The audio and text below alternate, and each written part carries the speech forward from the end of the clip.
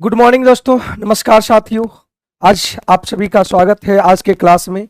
और आज के क्लास में हम लोग देखेंगे कॉमन पेपर सेट 11, है ना। Common paper set 11 BPSC TRE 3 का आपका टेस्ट हो रहा है, जिसमें कॉमन पेपर आपका जो सेट नंबर है वो 11 है। उसमें हम लोग मैथ्स के क्वेश्चंस को देखेंगे और समझने की कोशिश करेंगे, ठीक है। तो चलिए बने रहिएगा। देखेंगे, ये पहला सवाल आपके स्क्रीन पे है कि राजन की शादी 8 वर्ष पहले हुई थी। राजन की शादी 8 वर्ष पहले हुई थी, तब उसकी आयु उसकी वर्तमान आयु का 5/6 था।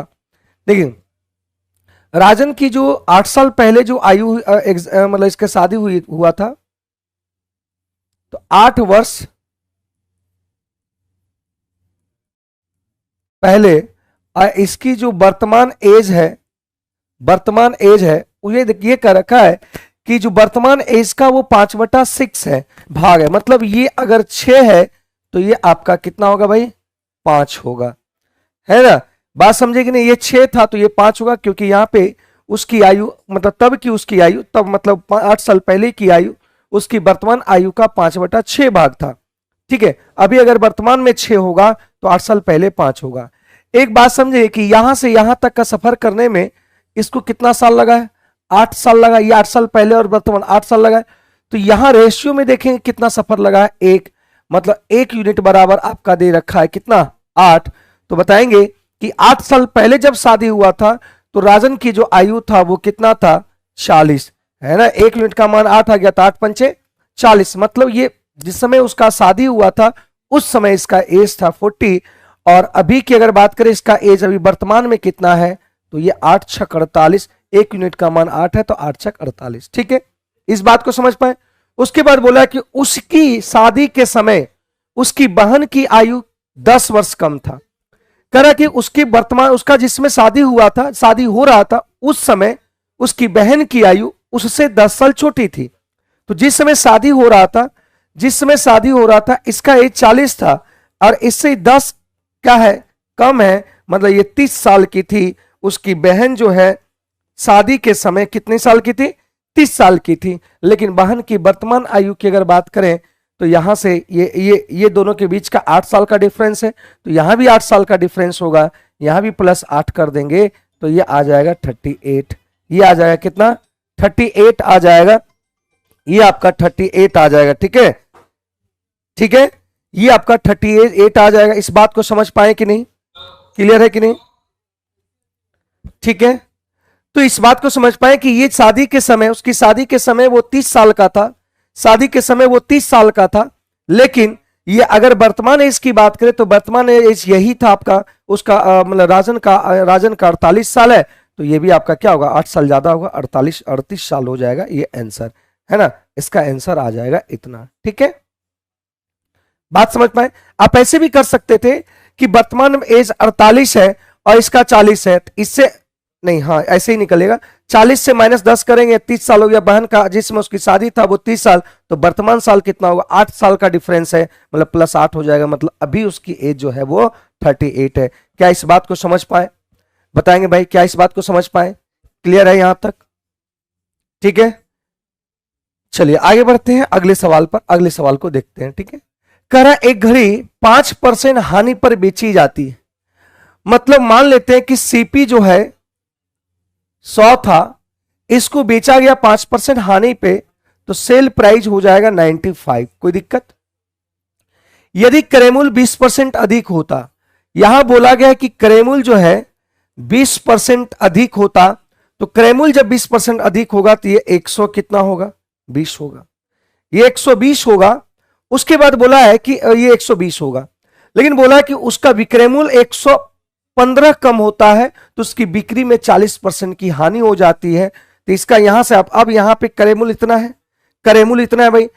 अब यहां पे पहले बोला कि जितना 100 था उस पर 5% की हानि पर बेच रहे हैं, ठीक है।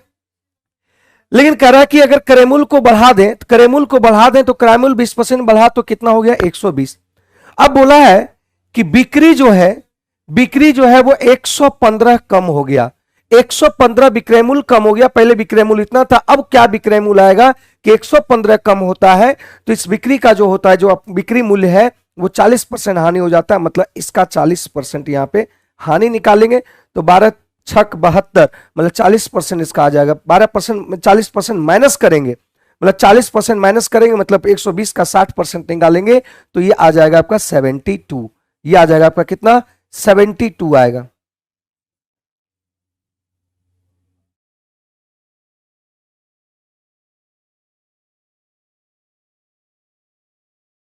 ये इसका कितना किया है, 40%, तो ये आ जाएगा 72। मतलब पहले विक्रय मूल्य इतना था, अब विक्रय मूल्य इतना है, लेकिन यहां कर पहले विक्रय मूल्य 95, अब विक्रय मूल्य 72 है ना। तो बोला गया है कि 115 का कमी हुआ, पहले विक्रय मूल्य जितना था अभी विक्रय मूल्य जितना, उसे 115 रुपया कम है।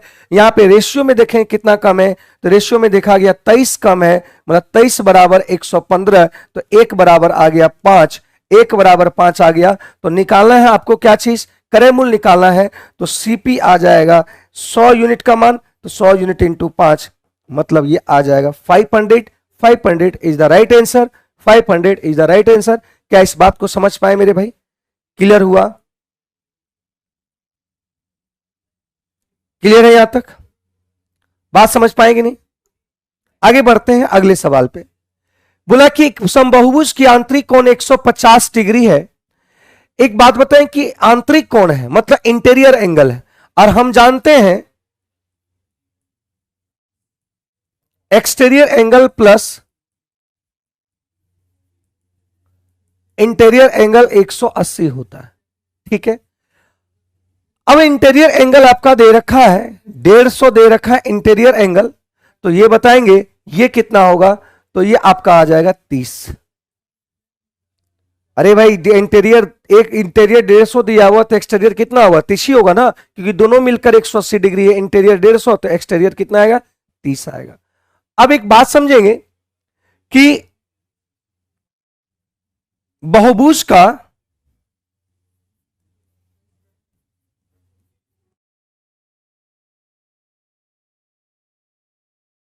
प्रत्येक बाह्य कोण जो होता है मेरे भाई, प्रत्येक बाह्य कोण क्या होता है 360,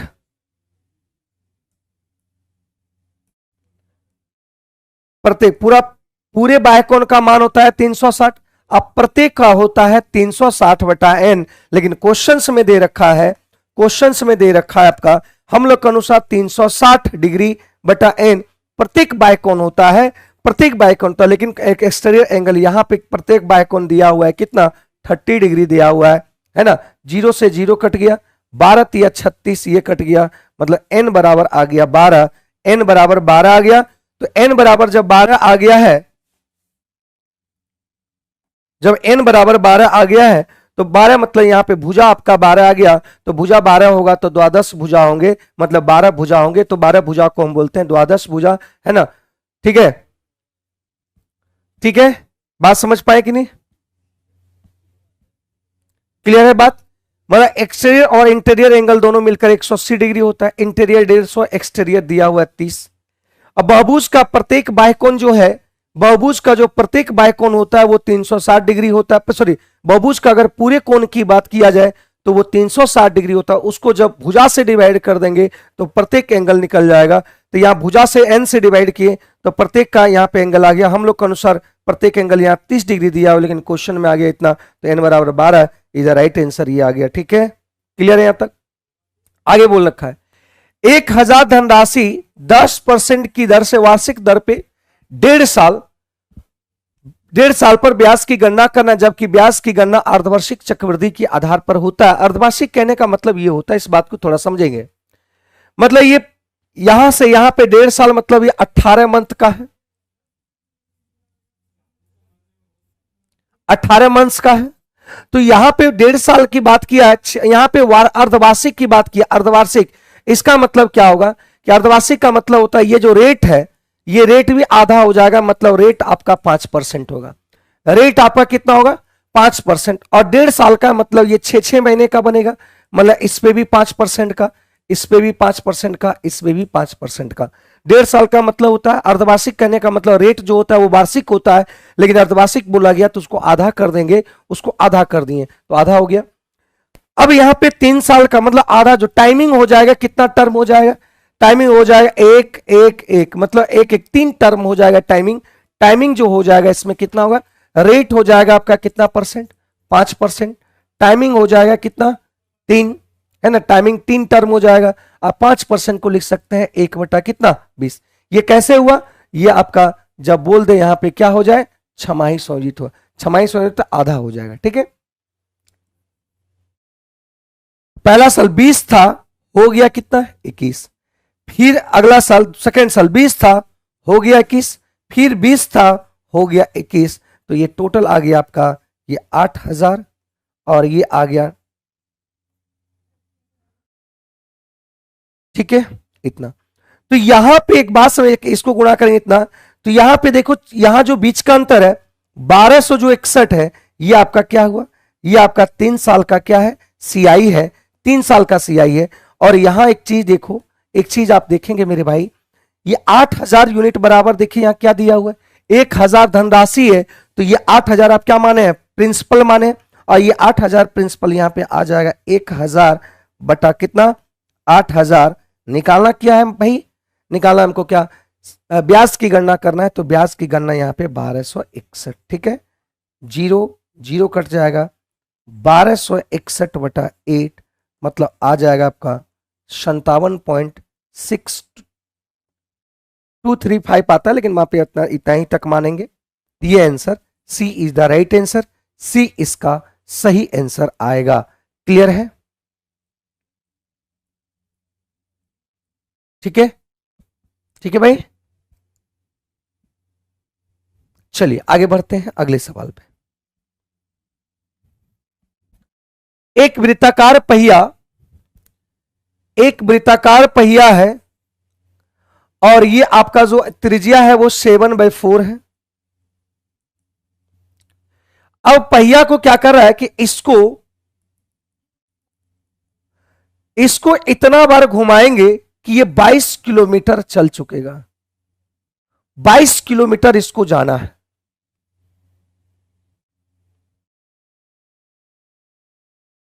कितना किलोमीटर, 22 किलोमीटर।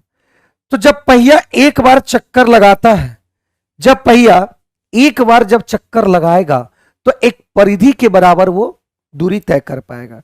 क्योंकि जब ये यहां पे मारते हैं, पॉइंट देते हैं, और ये एक बार पूरा चक्कर यहां से यहां तक, फिर ये चक्कर लगाएंगे और घूमते घूमते यहां जाएगा, मतलब ये पूरा दूरी तय कर लेगा। ये वाला जैसे चक्का को घुमाए, चक्का घुमाए तो इस तरीके से घूमते हुए फिर वहीं चलाएगा। तो ये एक पूरा परिधि, ये जो यहाँ पॉइंट दिए तो ये घूमकर फिर आ जाएगा आगे यहाँ पे, तो ये एक पूरा परिधि घूमता है। एक चक्कर लगाने में एक परिधि घूमता है।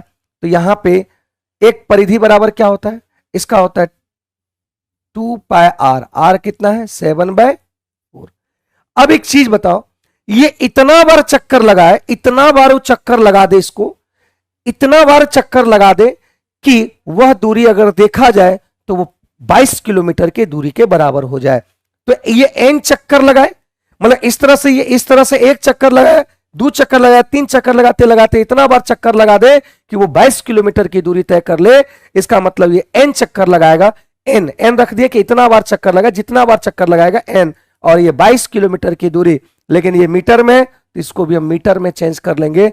22 किलोमीटर, 1 किलोमीटर बराबर है ना, 1 किलोमीटर बराबर होता है कितना, 1,000 मीटर, ठीक है, वही इसलिए गुना कर दिए, ठीक है मेरे भाई।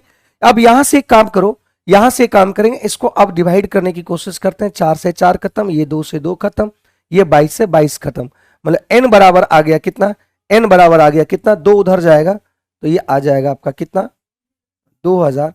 मतलब ये चक्कर जो लगाएगा, ये जो चक्कर लगाएगा वो 2,000 का चक्कर लगाएगा। जब ये 2,000 बार चक्कर लगाएगा, जब देखा जाएगा तो मतलब 2,000 बार जब चक्कर लगाएगा और उसको जब मापा जाएगा तो पता चलेगा कि वो 22 किलोमीटर की दूरी वो कवर कर चुका है, ठीक है, क्लियर है। अब इस क्वेश्चन को देखेंगे, यहां पे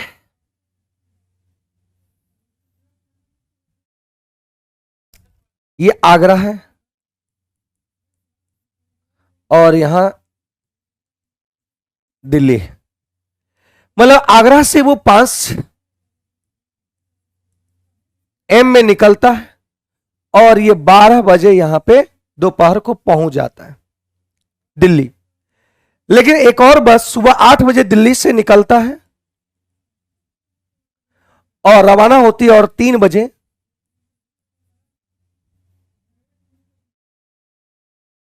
बजे पहुंच जाता है कहां पे, आगरा। अब एक बात बताएंगे कि यहां से यहां तक की दूरी तक, ये तो दूरी है, ये डिस्टेंस है, यहां से यहां तक के बीच की जो दूरी देखा जाए, बीच की दूरी समय जो लगा है वो 7 समय लगा।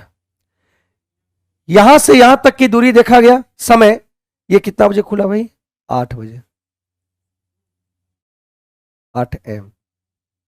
तो 8 एम से यहां भी लगा, देखा, पता चला कि ये भी 7 घंटा समय लगता है। तो एक डिस्टेंस, ऐसा डिस्टेंस को हम मानेंगे मेरे भाई, ये जो डिस्टेंस है आगरा से दिल्ली का, एक ऐसा डिस्टेंस मान लेंगे जो 7 और 7 से पूरी तरह से डिविजिबल हो जाए। तो 7 से भी और 7 से दोनों का अगर एलसीएम लेंगे तो वो 7 ही आएगा। मतलब यहां पे हम मान लिए कि ये 7 किलोमीटर, हम ये लेट कर लिए, मतलब टोटल जो डिस्टेंस मान लिए, डिस्टेंस मान लिए कितना, 7 किलोमीटर, ये लेट कर चुके हैं, मतलब अपने से मान सकते हैं। ठीक है, आप कुछ भी मानेंगे आंसर आएगा, लेकिन हम ऐसा मानेंगे जो कैलकुलेशन में आसान हो, कैलकुलेशन आसानी तरीके से आपका आंसर निकल सके, है ना। अब एक बात बताना मेरे भाई,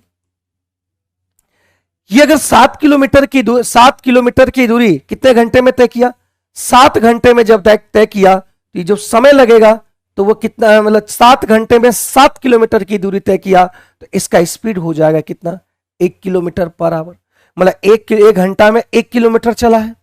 इसका भी कितना आएगा, 1 किलोमीटर पर आवर।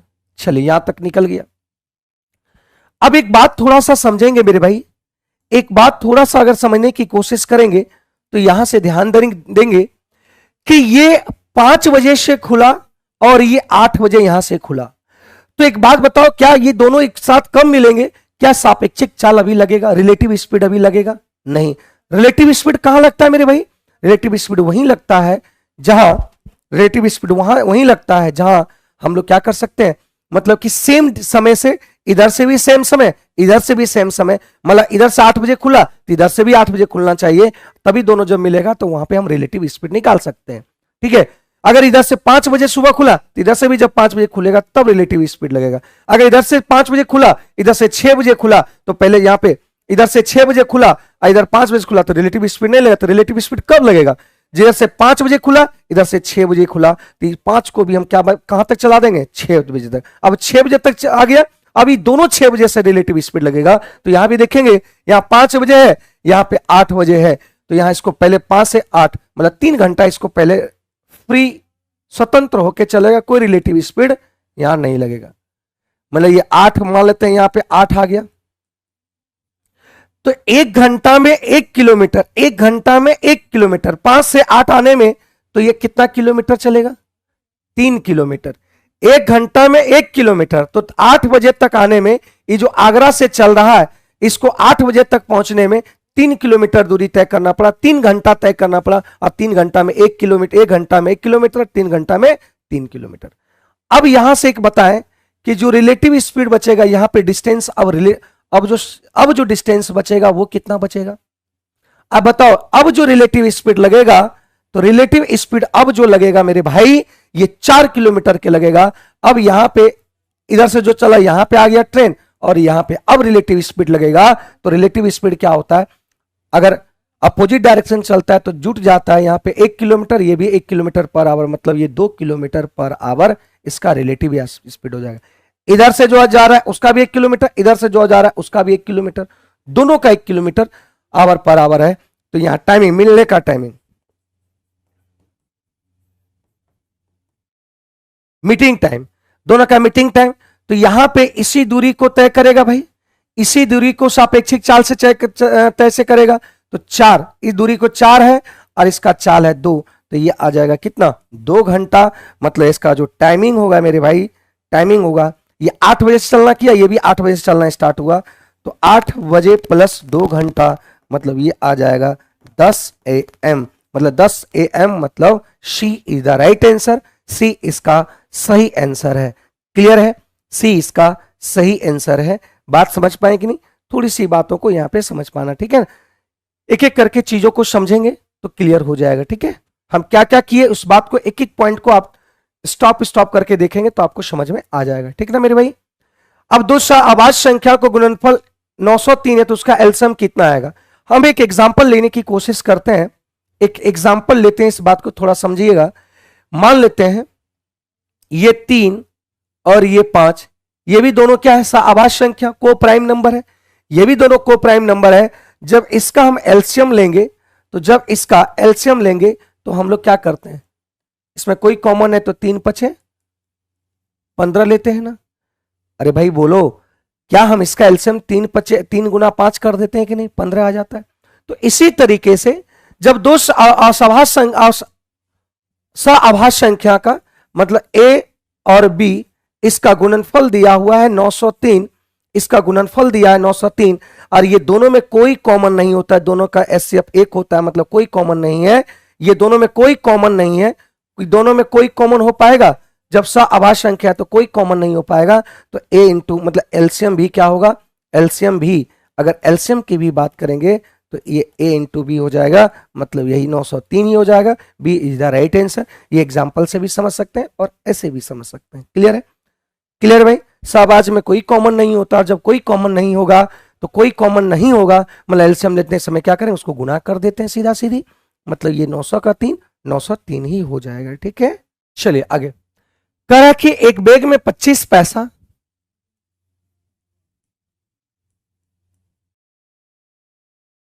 और 10 पैसा 50 पैसे का सिक्के के अनुपात में रखा गया है 1 2 3। ये आपका सिक्के की संख्या के रूप में रखा गया है। लेकिन एक बात बताएं कि यदि बैग में कुल 30 रुपया है, ये कन्फर्म वैल्यू जो है, ये जो कन्फर्म वैल्यू है ये आपका क्या है, कन्फर्म जो वैल्यू है वो आपका क्या है, रुपया में है। तो जब कन्फर्म वैल्यू रुपया में है, जब वो कन्फर्म वैल्यू रुपया में, तो ये रेशियो को भी रुपया में चेंज करना पड़ेगा, मतलब मूल्य में चेंज करना पड़ेगा। क्या हम इसे कंपैरिजन कर पाएंगे? नहीं कंपैरिजन, क्योंकि वो आपका वैल्यू है और ये आपका संख्या है, तो कंपैरिजन कभी नहीं हो पाएगा मेरे भाई। अब देखेंगे, यहां समझने की कोशिश करेंगे। 25 पैसा का 1 रुपया आप 25 पैसे का एक सिक्का आपके हाथों में अगर दे दे, 25 पैसे का एक सिक्का आपके हाथों में दे दे, तो आप कहिएगा कि सर ये तो 25 पैसा ही रुपया हुआ। अगर आपको हम एक 25 पैसे का एक सिक्का आपको दे दे तो आप वैल्यू कितना बताएंगे, सर 25 पैसा हुआ, और 25 पैसे को हम लिखते हैं 0.25। क्या बात समझ पाए कि नहीं? इसमें कोई भी फॉर्मूला लगाने की जरूरत नहीं है, बस समझने की समझ की जरूरत है। 10 पैसे का 2 सिक्का आपके हाथों में दे दें, 10 पैसे का 2 सिक्का आपके अपने हाथों में दे दें, तो यहां पे 10 पैसे का 2 सिक्का अपने हाथों में दे दें तो ये कितना आ जाएगा, 20 पैसा आ जाएगा। कितना पैसा? 20 पैसा आ जाएगा। 5 पैसे का 3 सिक्का आपके हाथों में दे दें तो आप कहेंगे 5 या 15, मतलब 15 पैसा आ जाएगा। क्या? तो यहां से देखा जाए कि टोटल कितना हुआ, दोनों सब मिलकर 25 20 45 45 और 15 60, मतलब 0.6 ये आ गया।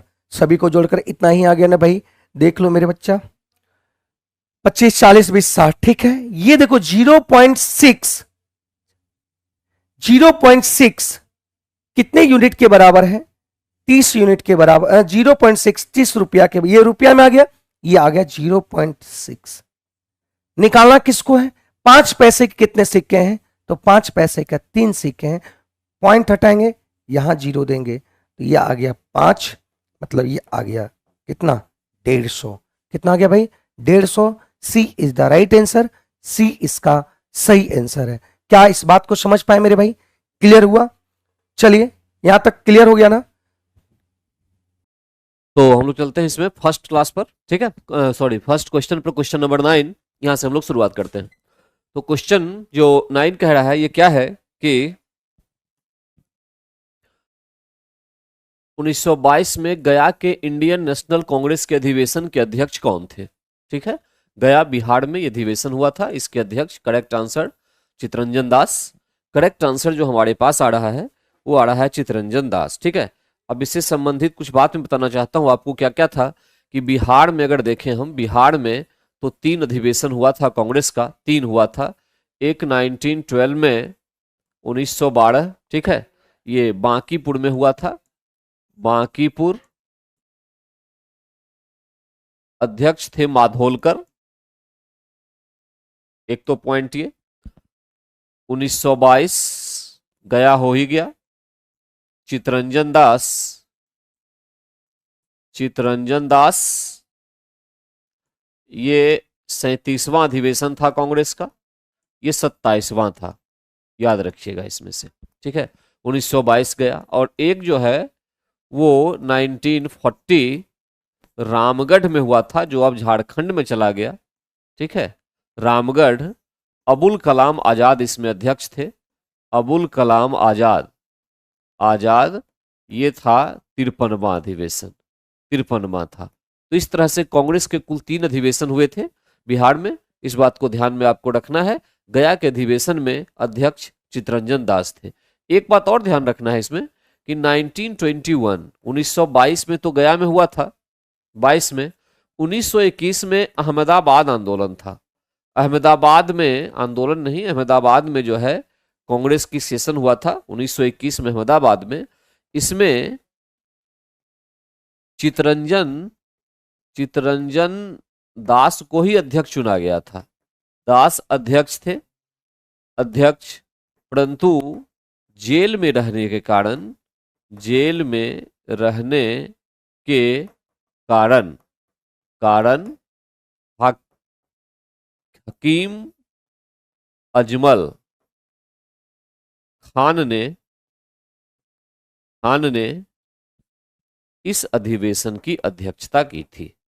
इस अधिवेशन की अध्यक्षता की थी। और जेल से जितना काम हो सकता था वो जेल से चितरंजन दास ने किया था। ठीक है, तो इस तरह से कुल मिला के इस पॉइंट को आपको याद रखना है चितरंजन दास से संबंधित।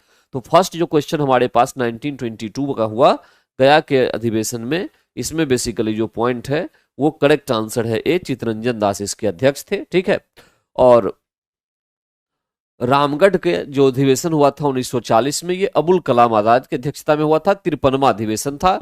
अभी रामगढ़ कहाँ है तो ये झारखंड में है, अभी रामगढ़ कहाँ है तो झारखंड में है। इस तरह से हमारे पास करेक्ट आंसर आया ए, 9 का ए। अब चलते हैं उसके बाद आगे। 10, भारत के स्वतंत्रता आंदोलन के प्रारंभिक दौर में उग्रवादी विचारधारा को निम्नलिखित में से कौन सा एक निरूपित करता है। स्वतंत्रता आंदोलन के प्रारंभिक दौर में उग्रवादी विचारधारा, देखिए प्रारंभिक जब विचारधारा की हम बात करते हैं ना, तो विचारधारा 2 थी। प्रारंभ में विचारधारा थी नरमवादी, इनको हम नरम दल के रूप में जानते हैं। बाद में ये हो गए गरमवादी या गरमपंथी जिनको कहते हैं, और इन्हीं को वहां पे उग्रवादी शब्द से समझाया गया है। तो जो नरमवादी थे इसमें से कुछ प्रमुख नेता का नाम भी जो है आपको याद रखना होता है, जैसे फिरोज शाह मेहता, फिरोज शाह मेहता, गोपाल कृष्ण गोखले, सुरेंद्रनाथ बनर्जी, सुरेंद्रनाथ बनर्जी, मदन मोहन मालवीय, मदन मोहन मालवीय, ये सब जो थे ये एक्चुअली में नरम दल से संबंधित थे। और इनका कहना क्या होता था, अनुनय विनय, यानी सरकार से रिक्वेस्ट करके हम कोई काम करवाएंगे, संविधान के अंदर रह के कोई आंदोलन नहीं करना है, सरकार का विरोध नहीं करना है, अनुनय विनय के माध्यम से कार्य होगा। गरमवादी जो थे उन्होंने इनके धर्म को तोड़ दिया, इनके थ्योरी को तोड़ा, बोला अनुनय विनय से काम नहीं चलने वाला है। इसमें मुख्य रूप से थे लाला लाजपत राय, बाल गंगाधर तिलक और बिपिन चंद्र पाल, और उसके साथ साथ एक थे अरविंद घोष, अरविंद घोष, ये सब गरमपंथी थे। और इन्होंने जो है कई सारे तरीके अपनाए। उन तरीकों में क्या था, बहिष्कार, बहिष्कार, आंदोलन, धरना प्रदर्शन, धरना प्रदर्शन, राष्ट्रीय शिक्षा, ये सब उन्होंने हथियार के रूप में एक्सेप्ट किया। ठीक है, एक प्रकार की राष्ट्रीय शिक्षा पूरे भारत को दी जाएगी। इन चीजों को उन्होंने हटाया अनुनय विनय को, और यहाँ पे आके उन्होंने अपनी व्यवस्था अपनाई। तो उग्रवादी जो थे, जिनको गरमपंथियम कहा जाता है, उनका जो टेक्निक था वो ये था, और वो स्पष्ट तौर पे स्वराज की मांग कर रहे थे। वो जो मुख्य रूप से हैं ये लोग, इनका कहना था स्वराज हमें चाहिए। ठीक है, ये इनकी मुख्य मांग हुआ करती थी। तो इस तरह से परिवर्तन हुआ नरमपंथी और गरमपंथी में। अब यहां पर क्वेश्चन पूछ रहा है कि स्वतंत्रता आंदोलन के प्रारंभिक दौर में जो उग्रवादी थे, विचारधारा को निम्नलिखित में से कौन सा एक निरूपित करता है? आयातित वस्तुओं पर देशज वस्तुओं को प्रश्रय देकर देशज वस्तु के उत्पादन को बढ़ाना, यानी देसी वस्तुओं का उत्पादन बढ़ाना, विदेशी वस्तुओं का बहिष्कार करना। ये एक छोटा सा पॉइंट है, लेकिन उतना ज्यादा करेक्ट नहीं है। ये तो स्वदेशी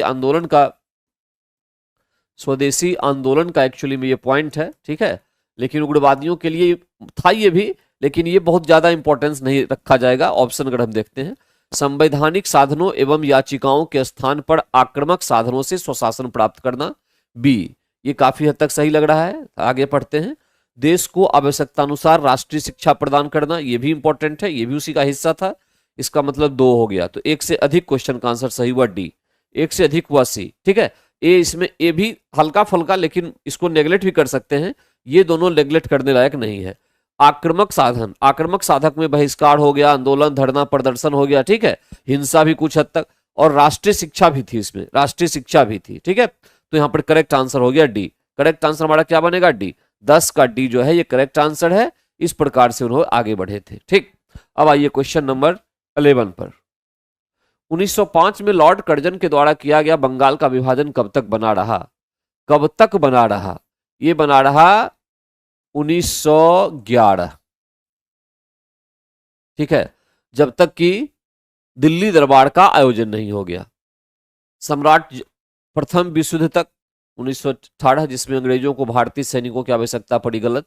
सम्राट जॉर्ज पंचम द्वारा दिल्ली में 1911 के शाही दरबार में, बिल्कुल करेक्ट आंसर यही है यहां पर। ठीक है, जब देखिए 1905 16 अक्टूबर, ये तो डेट आपको हमेशा याद रखना होगा, ये बंगाल विभाजन का डेट है। 16 अक्टूबर को हुआ, विरोध प्रदर्शन काफी हुए, स्वदेशी आंदोलन चला। आंदोलन के बाद 1911 में जो है दिल्ली दरबार का आयोजन किया गया। हार्डिंग उसमें वायसराय था, और उस समय जो है इस बंगाल विभाजन को रद्द घोषित किया गया। तो करेक्ट आंसर हमारे पास जो आएगा वो यही आएगा, 1911 के शाही दरबार में कर्जन के अधिनियम को निराकृत किए जाने तक वो बना रहा, उसके बाद ये समाप्त हो गया दिल्ली दरबार। अब यहां पे ध्यान दीजिए कि जो दिल्ली दरबार है, ये दिल्ली दरबार के 3 आयोजन हुए थे, 3 आयोजन। ठीक है, तीनों पे क्वेश्चन एग्जाम में आता है। एक हुआ था 1877 को, लिट्टन के टाइम पर। महारानी को कैसर हिंद की उपाधि दी गई थी। महारानी को कैसर हिंद की उपाधि दी गई, कैसर ए हिंद। ठीक है, कैसर हिंद की उपाधि दी गई। 1877 के बाद 1903 की तरफ आते हैं, कर्जन के टाइम पर हुआ ये कर्जन के टाइम पे दिल्ली दरबार हुआ। वो कर्जन का जो बंगाल विभाजन था इसके बाद हुआ था। ठीक है, कर्जन के टाइम पर हुआ, और इसमें जो है एडवर्ड सप्तम, 7th के ताजपोशी की घोषणा की गई, यानी उस समय इंग्लैंड का सम्राट नया बना था एडवर्ड, उसकी घोषणा के लिए दरबार का आयोजन हुआ था। 1903 का ये हुआ। 1877 वाले में ध्यान रखिएगा कि इस समय भारत के दक्षिणी क्षेत्र में, दक्षिण भारत में भयंकर अकाल पड़ा था, भयंकर अकाल पड़ा हुआ था। ये भी क्वेश्चन कभी आ सकता है, तो ध्यान दीजिएगा। और तीसरा दिल्ली दरबार 1911 में होता है, 1911 में। इस समय हार्डिंग था, इस समय कौन था? हार्डिंग था।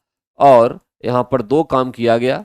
एक तो बंगाल विभाजन रद्द हुआ, बंगाल विभाजन रद्द घोषित किया गया, पहला पॉइंट ये। और दूसरा पॉइंट ये हो गया कि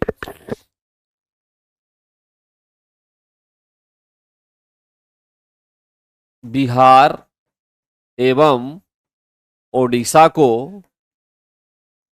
को बंगाल से अलग कर दिया गया, बंगाल से अलग कर दिया गया।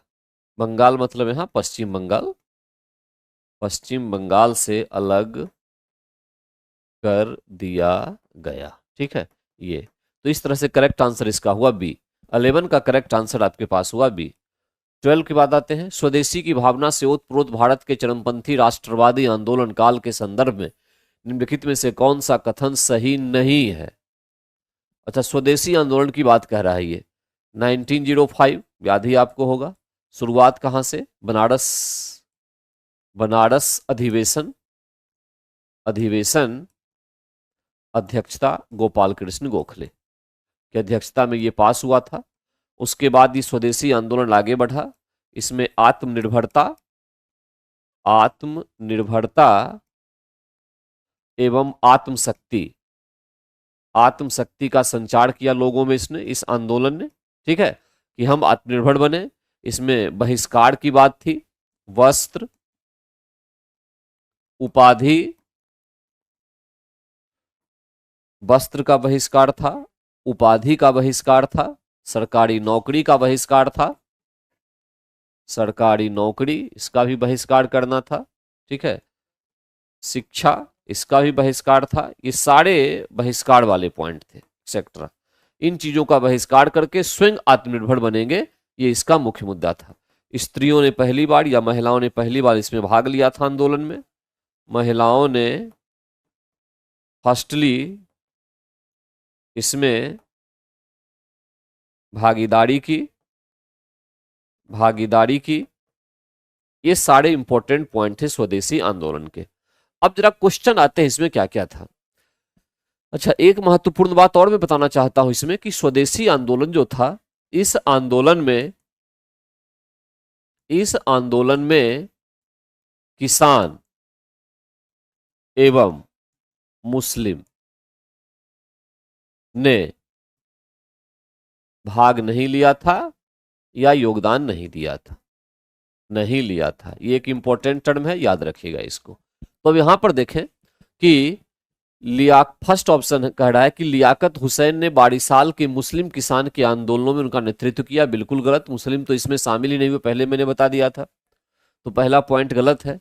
कौन सही नहीं है? तो पहला सही नहीं है, फर्स्ट सही नहीं है। ठीक है, एक पॉइंट ये ध्यान लीजिए।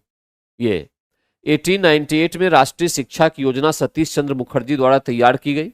जैसा कि मैं बता रहा हूं कि इसका मुख्य उद्देश्य था राष्ट्रीय शिक्षा का प्रसार। अधिवेशन में जो शिक्षा थी उसका बहिष्कार किया गया था, और जो विदेशी शिक्षा थी राष्ट्रीय शिक्षा को आगे बढ़ाने की बात हुई थी। ठीक है, तो इसके लिए बंगाल में राष्ट्रीय शिक्षा परिषद की स्थापना भी की गई थी, संभवतः 1906 में। ठीक है, स्थापना भी की गई थी राष्ट्रीय शिक्षा परिषद की स्थापना, ताकि पूरे भारत में जो है एक प्रकार का एजुकेशन जो है लोगों को दिया जाए। तो ये पॉइंट सही है, बी वाला। ये जो है सही, मतलब स्वदेशी आंदोलन संबंधित सही है। सही नहीं, सही, ये तो सही नहीं, ये सही है। बंगाल नेशनल कॉलेज की स्थापना हुई जिसके प्रधान अरविंद घोष थे, ये भी सही है। तो करेक्ट आंसर हमारे पास हो गया ए। करेक्ट आंसर हो गया ए, ये सही नहीं है। ठीक है, ए करेक्ट आंसर यहां पे आ गया 12 का ए। ठीक है, आंदोलन की इतनी बातों को याद रखेंगे। करेक्ट आंसर 12 का ए। आगे चलिए 13, भारतीय स्वाधीनता संघर्ष के संदर्भ में निम्नलिखित में से कौन सा कथन सही नहीं है? नहीं पूछ रहा है, ये ध्यान रखिएगा, नहीं, ध्यान दीजिए। हकीम अजमल खान राष्ट्रवादी तथा चरमपंथी अहड़ाड़ आंदोलन शुरू करने वाले नेताओं में से थे। अच्छा, एक पॉइंट ये कह रहा है भारतीय राष्ट्रीय कांग्रेस के संगठन के समय सर सैयद अहमद खान ने इसका विरोध किया। 1906 में गठित अखिल भारतीय मुस्लिम लीग ने बंगाल के विभाजन और अलग निर्वाचक समूह बनाए जाने का प्रबल विरोध किया। देखिए, ये सही नहीं है, मतलब सही है, हकीम अजमल खान राष्ट्रवादी और चरमपंथी अहड़ाड़ आंदोलन शुरू करने वाले नेताओं में से थे। ये बंगाल में शुरू हुआ था अहड़ाड़ आंदोलन, और इसका उद्देश्य क्या था कि जो मुस्लिम हैं, मुस्लिमों को राष्ट्रीय आंदोलन में जोड़ना, राष्ट्रीय आंदोलन में जोड़ना, ये इसका उद्देश्य था, में जोड़ना। ठीक है, जोड़ना। सही नहीं पूछ रहा है तो सही है तो होगा नहीं। भारतीय राष्ट्रीय कांग्रेस के संगठन के समय सर सैयद अहमद खान इसका विरोध किया, ये भी बात सही है। सर सैयद अहमद खान ने अलीगढ़ मुस्लिम यूनिवर्सिटी जो बनी हुई है, पहले एंग्लो इंडियन स्कूल स्थापित किया था, तो इसमें एंग्लो इंडियन स्कूल की स्थापना की थी। ठीक है, बाद में वही बन गया था अलीगढ़ मुस्लिम यूनिवर्सिटी। तो बी तो ये हो गया। 1906 में गठित जो अखिल भारतीय मुस्लिम लीग थी, ये एक्चुअली में मुस्लिमों का सांप्रदायिक निर्वाचन चाह रही थी, अलग क्षेत्र, और उसका उल्टा लिखा हुआ है कि निर्वाचक समूह बनाए जाने का प्रबल विरोध नहीं किया, तो समर्थन करने वाली थी। तो कौन सही नहीं है? ये सही नहीं है। तो करेक्ट आंसर आपका क्या निकल के आ गया? सी। करेक्ट आंसर जो आपका है वो निकल के आ गया कौन? सी। सी आपका करेक्ट आंसर हो गया। ठीक है, इन्होंने विरोध नहीं किया बल्कि समर्थन किया था कि हमें अलग निर्वाचक समूह चाहिए। तो ये पॉइंट है इसका। ठीक, इतने पॉइंट्स को आपको याद रखना है। आगे चलिए क्वेश्चन नंबर 14 में, किसने सचिंद्र सान्याल द्वारा स्थापित हिंदुस्तान रिपब्लिकन एसोसिएशन जो संगठन था क्रांतिकारी, का नाम बदलकर हिंदुस्तान सोशलिस्ट रिपब्लिकन एसोसिएशन कर दिया था? हिंदुस्तान सोशलिस्ट रिपब्लिकन एसोसिएशन की स्थापना 1928 में हुई थी। ये चंद्रशेखर आजाद ने ये नाम दिया था। ठीक है, चंद्रशेखर आजाद ने। और यहां ध्यान रखना है कि सचिंद्र सान्याल जो हमारे हैं, सचिंद्र नाथ सान्याल, ठीक है, इन्होंने एक बहुत महत्वपूर्ण क्रांतिकारी थे। और जो भूपेंद्र नाथ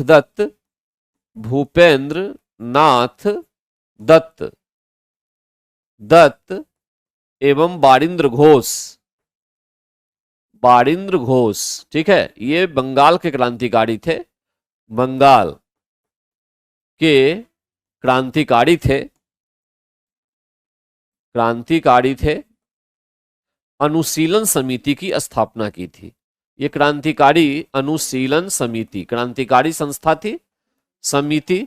इसका मुखपत्र था, मुखपत्र जो था वो युगांतर था, युगांतर। ठीक है, और सचिंद्रनाथ सान्याल ने इसी अनुशीलन समिति की एक शाखा पटना में स्थापित की थी। पटना में अनुशीलन समिति की स्थापना की थी। ठीक है, ध्यान दीजिएगा, स्थापना की थी। इन्होंने बंदी जीवन नामक पुस्तक लिखा था। बंदी जीवन नामक पुस्तक लिखा था। ये एक्चुअली में पॉइंट है। ठीक है, तो करेक्ट आंसर इसमें चंद्रशेखर आजाद है। जी, हिंदुस्तान सोशलिस्ट रिपब्लिकन एसोसिएशन नाम कर दिया गया था चंद्रशेखर आजाद के द्वारा। सचिंद्र सान्याल से संबंधित इतने पॉइंट्स हैं। क्वेश्चन नंबर 15 पे आते हैं। निम्न कथनों पर विचार कीजिए और नीचे दिए गए कूट से सही उत्तर चुनिए। सुभाष चंद्र बोस ने फॉरवर्ड ब्लॉक की स्थापना का गठन किया था। बहुत अच्छी बात है ये। अच्छा, इसमें से पहला जो क्वेश्चन था, इसमें एक पॉइंट और ध्यान रखिएगा कि हिंदुस्तान सोशलिस्ट रिपब्लिकन जो एसोसिएशन था, इसमें बिहार के एक सदस्य थे योगेंद्र शुक्ल। ये नाम आएगा तो आप एग्जाम में घबराना आपको नहीं है, इसको याद रखना है। योगेंद्र शुक्ल नाम के क्रांतिकारी थे जो बिहार के थे, और ये हिंदुस्तान सोशलिस्ट रिपब्लिकन एसोसिएशन में शामिल थे। ठीक है, अब आते हैं नेक्स्ट। इसमें सुभाष चंद्र बोस ने फॉरवर्ड ब्लॉक का गठन किया। कब किया? 1939 में, जब त्रिपुरी अधिवेशन हुआ था। ठीक है, उसके बाद हरिपुरा अधिवेशन था, हरिपुर और त्रिपुरी। तो त्रिपुरी संकट के बाद जो है कि सुभाष चंद्र बोस को त्रिपुरी अधिवेशन में चुना गया था कांग्रेस का अध्यक्ष। और हारे कौन थे? तो महात्मा गांधी के समर्थन वाले पट्टाभी सीतारमैया। तो उस स्थिति में महात्मा गांधी जो है उन्होंने वो काफी असंतुष्ट हो गए इस बात से, और उन्होंने अपना सलाह देना कांग्रेस को मना कर दिया। तो सुभाष चंद्र बोस को ऐसा लगा कि विवाद बढ़ जाएगा, तो उन्होंने अपने पोस्ट से त्यागपत्र दे दिया।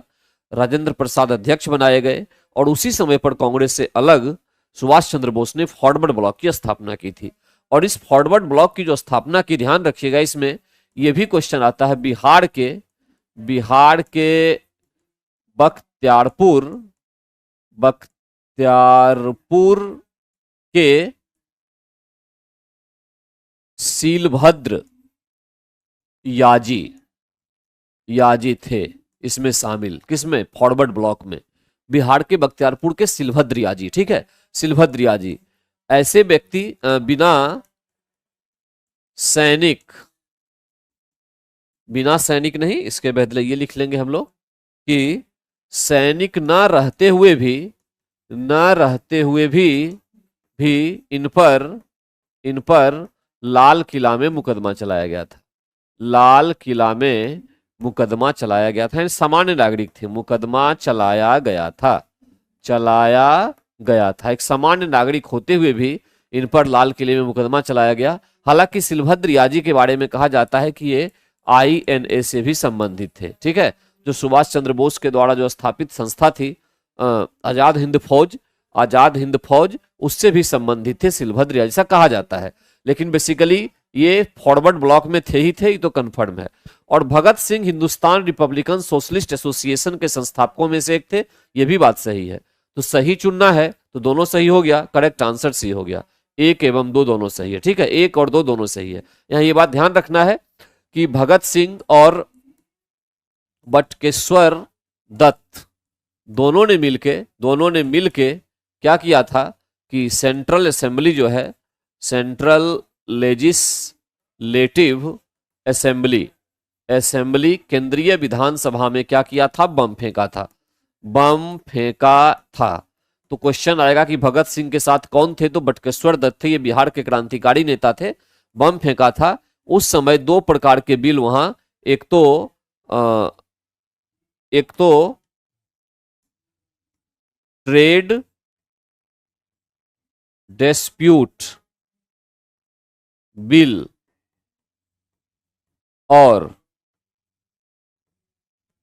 सेफ्टी बिल, ये 2 प्रकार के बिल जो है वो विधानसभा में पास हो रहे थे जब ये बम फेंका गया था।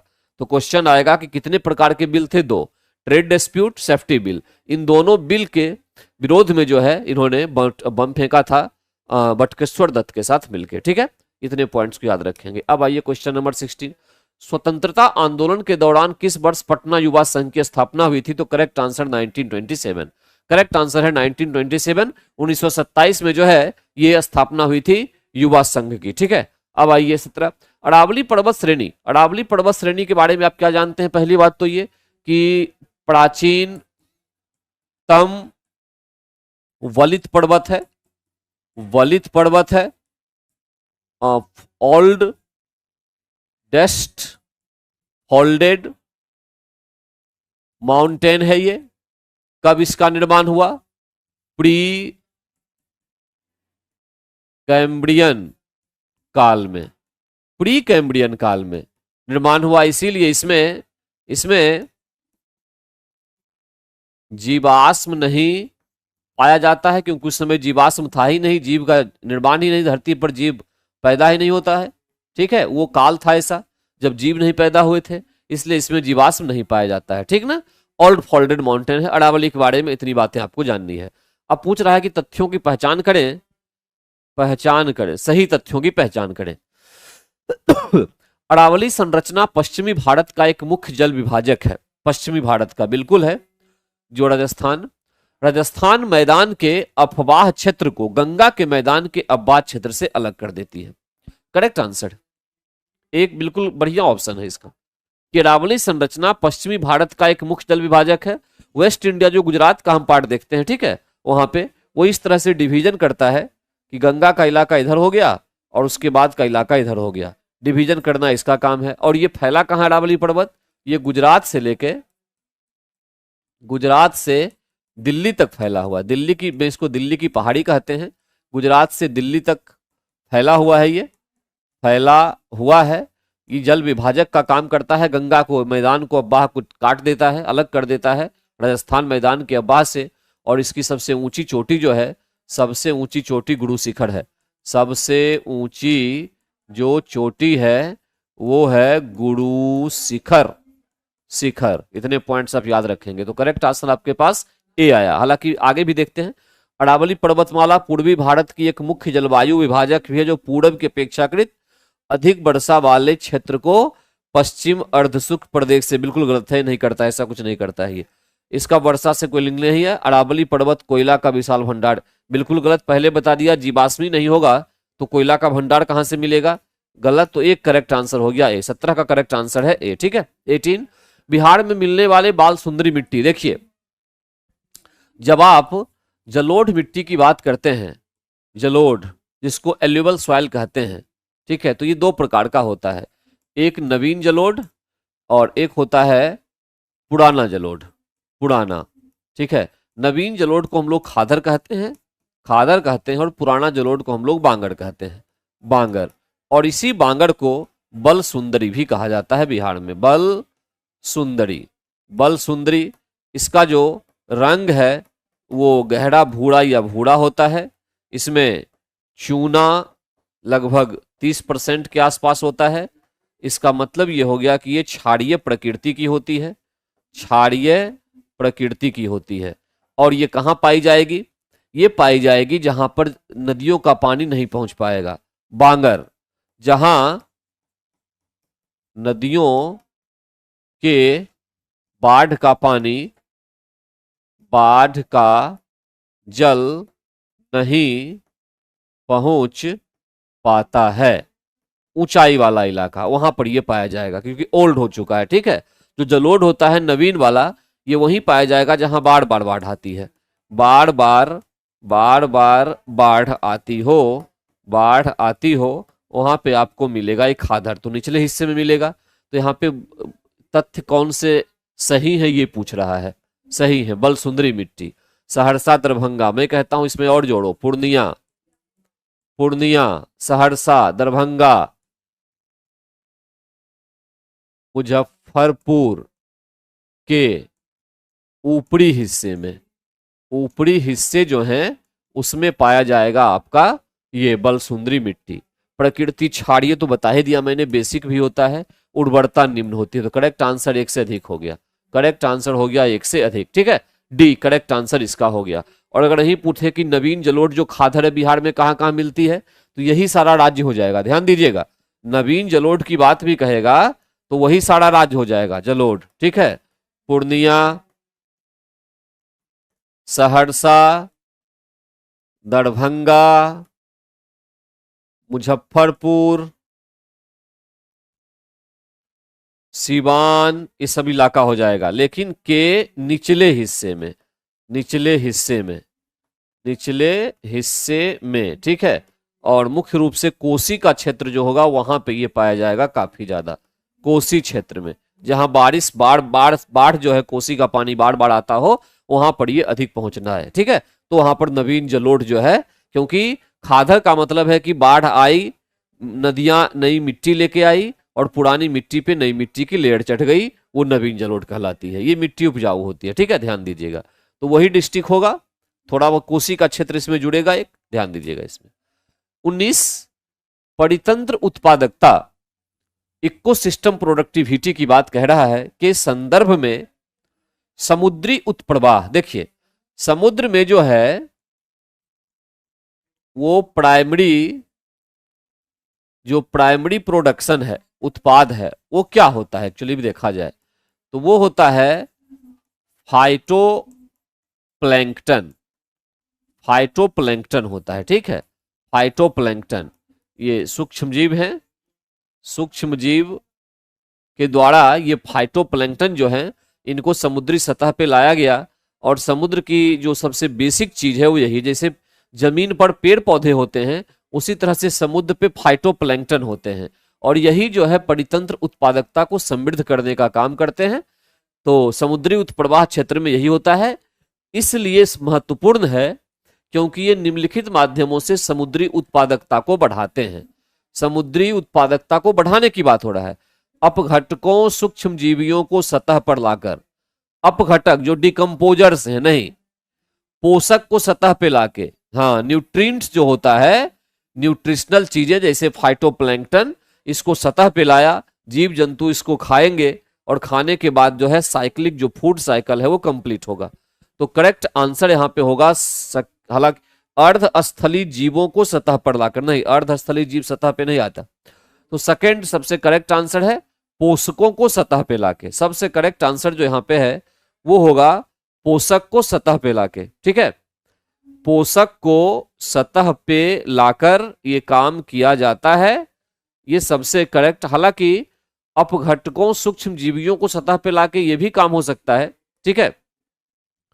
तो यहां पर आप करेक्ट आंसर 39 का डी लगाएंगे, एक से अधिक, या फिर ए तो है ही एक, तो ए लगा दीजिए। ए फर्स्ट और सेकंड ये सबसे करेक्ट आंसर है, ठीक है।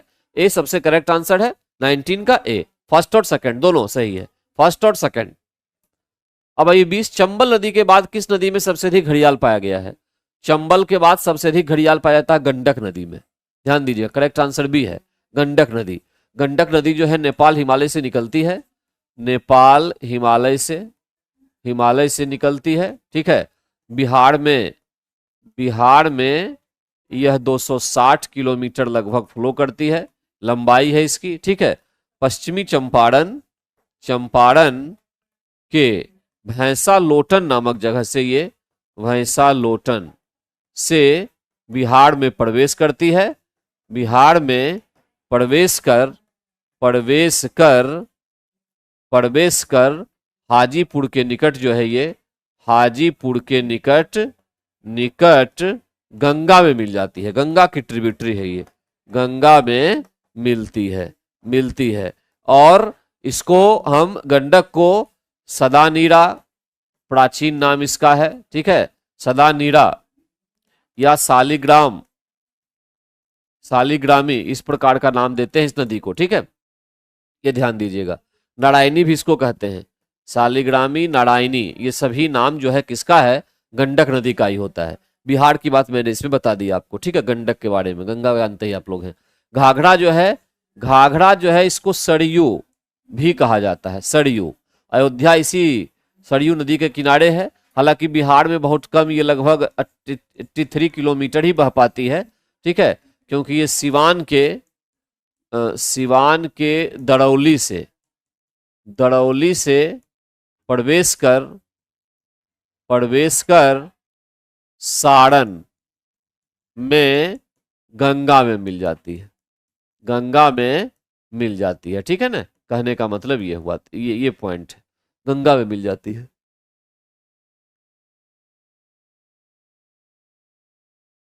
गंगा में मिल जाती है, ठीक है। ये ध्यान दीजिएगा इतने पॉइंट्स को। तो करेक्ट आंसर का क्या हो गया? गंडक हो गया। करेक्ट आंसर जो है 20 का क्या हो गया? गंडक। करेक्ट आंसर 20 का 20 गंडक। 21 पे आइए। इसमें से फास्ट रिवीजन कोर्स के बारे में बताया गया है, जो पहले भी आपको बता चुका हूँ। 499 फीस है ये, PRT 1 से 5 तक के लिए। और चाहते हैं आप इंटरेस्टेड हैं तो इस कोर्स को आप ले सकते हैं रिवीजन के लिए। 21, गैंडे को पुनर्वासित करते हुए कार्य निम्नलिखित में से किस राष्ट्रीय उद्यान में चल रहा है? राष्ट्रीय उद्यान सरकार निर्धारित करती है, सरकार के द्वारा निर्धारित होता है, कोई क्षेत्र द्वारा निर्धारित मानवीय हस्तक्षेप से मुक्त क्षेत्र होता है। ध्यान दीजिएगा, सरकार के द्वारा निर्धारित मानवीय हस्तक्षेप से मुक्त क्षेत्र को राष्ट्रीय उद्यान कहते हैं, ठीक है। इसमें मानवीय हस्तक्षेप नहीं होता है।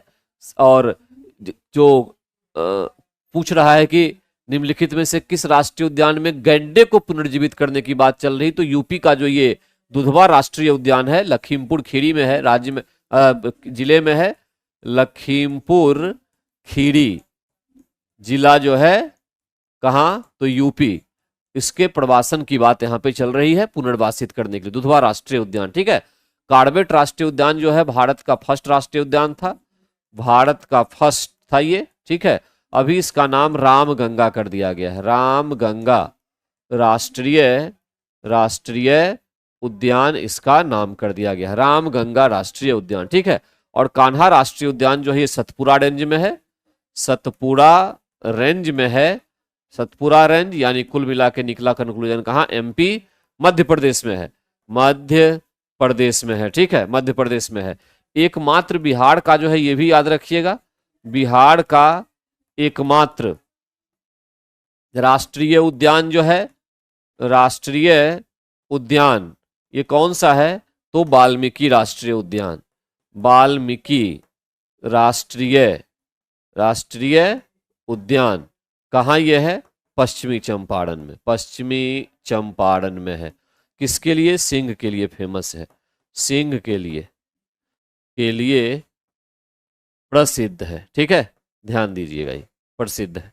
तो 21 का करेक्ट आंसर हमारे पास बी आया। 22 पे चलते हैं। निम्नलिखित जंगलों में से कौन सा जंगल पृथ्वी के ग्रह के फेफड़ों के रूप में, पृथ्वी के ग्रह के फेफड़ों के रूप में हम अमेजन को जानते हैं। ट्रॉपिकल रेन फॉरेस्ट है ये अमेजन, ट्रॉपिकल रेन फॉरेस्ट के नाम से हम इसको जानते हैं।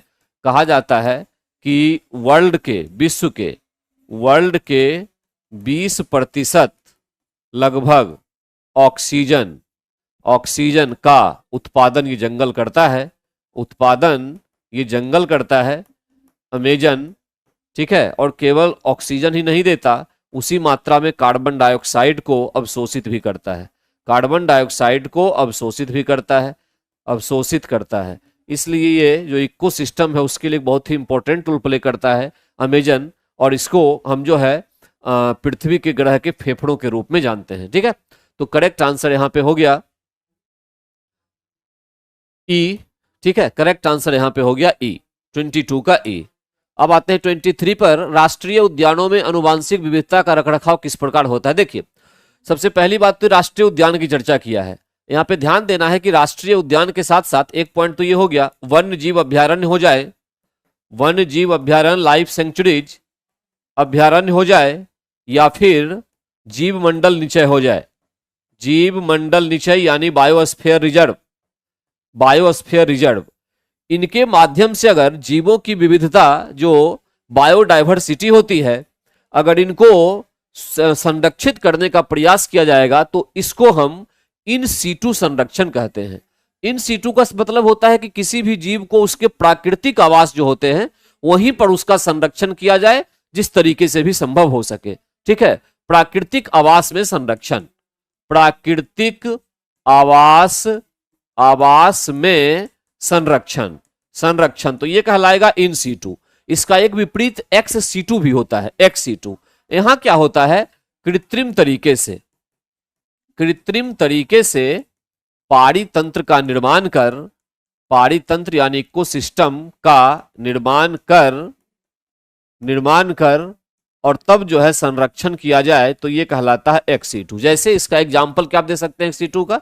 जैसे जीन बैंक बनाया जाता है आज के समय में, कुछ विशेष प्रकार के जीव जंतुओं के जीन को सुरक्षित रखा जा रहा है कि आने वाले टाइम में अगर वो विलुप्त हो जाएं तो हम फिर उसी जीन के सहारे उसी प्रकार के जीव को हम उत्पत्ति करने की क्षमता हम रखें। तो ये बायोडाइवर्सिटी को बचाने के लिए जो काम होता है जीन बैंक, ये एक्चुअली में आर्टिफिशियल तरीके से होता है, इसको एक्स सीटू कहते हैं, कृत्रिम तरीके से। ठीक है, तो करेक्ट आंसर 23 का हुआ ए, क्योंकि राष्ट्रीय उद्यान ही नेचुरल है, ये प्राकृतिक आवास के तहत है। 23 का करेक्ट आंसर हो गया ए, इसका करेक्ट आंसर हो गया। 24 भारत में जैव विविधता के तप्त स्थल, हॉट स्पॉट का मतलब होता है जहां पे जैव विविधता की मात्रा काफी अधिक हो जाए, बहुत अधिक मात्रा में जैव विविधता पाई जाती हो, उसको हम हॉट स्पॉट के नाम पे जानते हैं। इंडिया में 4 बनाए गए थे, एक हिमालय का क्षेत्र था, पश्चिमी घाट का क्षेत्र था, 2 तो है ही, तो करेक्ट आंसर तो बी ही दिया हुआ है। तीसरा चौथा भी याद रखना है, एक इंडो बर्मा का क्षेत्र था, यहां भी काफी ज्यादा होता है, और एक सुंडालैंड था, सुंडालैंड। बिल्कुल नीचे हम चले आएंगे और भारत के बिल्कुल सबसे नीचे की तरफ तमिलनाडु से लेकर श्रीलंका वगैरह का जो इलाका वहां पे पड़ता है, उस क्षेत्र को भी रखा गया है इसमें हॉट स्पॉट में, जहां पे जैव विविधता अधिकतम हो। ठीक है, तो ये जो है कहलाता है hot spot. Total hot spot world में शायद अभी 36 हैं, टोटल हॉट स्पॉट 36 हैं विश्व में। ठीक है, ध्यान रखिएगा इस बात को। अब उसके बाद क्वेश्चन नंबर 25 पे आते हैं। निम्नलिखित कथनों पर विचार कीजिए। साउंड एक मैकेनिकल वेव है, बात सही है। ध्वनि के लिए किसी चीज की जरूरत पड़ती है, किसी चीज का मतलब या तो कोई सॉलिड चाहिए, लिक्विड चाहिए, या गैस चाहिए। इसको माध्यम कहते हैं, माध्यम, मीडियम। बिना माध्यम के ध्वनि नहीं चल सकती है। तो एक मीडियम की जरूरत होती है, और अगर माध्यम में कोई वेव चले, कोई तरंग चले, तो उसको मैकेनिकल वेव कहते हैं, उसको मैकेनिकल वेव कहते हैं। ठीक है, जो माध्यम में चलेगी, माध्यम में चलने वाली तरंग, चलने वाली तरंग जो है इसको कहते हैं मैकेनिकल वेव। ठीक है, तो एक तो पॉइंट ये होगा कि ध्वनि एक यांत्रिक तरंग है, sound is a mechanical wave. दूसरा पॉइंट ये है, ये करेक्ट है, किसी माध्यम का ताप ध्वनि की चाल को प्रभावित करता है, ये भी बात सही है। अगर ये सॉलिड का टेम्परेचर कुछ और है, टेम्परेचर बढ़ा दिया जाए, घटा दिया जाए, लिक्विड का टेम्परेचर कुछ और है, वो बढ़ा दिया जाए, घटा दिया जाए, या गैस के टेम्परेचर को बढ़ा या घटा दिया जाए, तो साउंड की जो स्पीड है, ध्वनि की चाल, वो उसमें बदल जाएगी। क्या होता है, 1 डिग्री सेंटीग्रेड अगर आप टेम्परेचर बढ़ाते हैं, 1 डिग्री सेंटीग्रेड अगर टेम्परेचर आप बढ़ा रहे हैं किसी भी माध्यम का, ठीक है, तो उसमें ध्वनि की चाल जो है 0.61 मीटर पर सेकेंड इंक्रीज कर जाती है, इतनी बढ़ जाती है। 1 डिग्री सेंटीग्रेड तापमान बढ़ाने पर ध्वनि की चाल 0.61 मीटर पर सेकेंड बढ़ती है। और प्रकाश की भांति ध्वनि भी किसी ठोस या द्रव की सतह से परावर्तित होती है। भी बात सही है कि साउंड अगर हमने बोला और कोई आगे अवरोध है, कोई दीवार है, तो वहां से टकरा के वो रिफ्लेक्ट करेगी, ठीक है, जैसे प्रकाश करती है।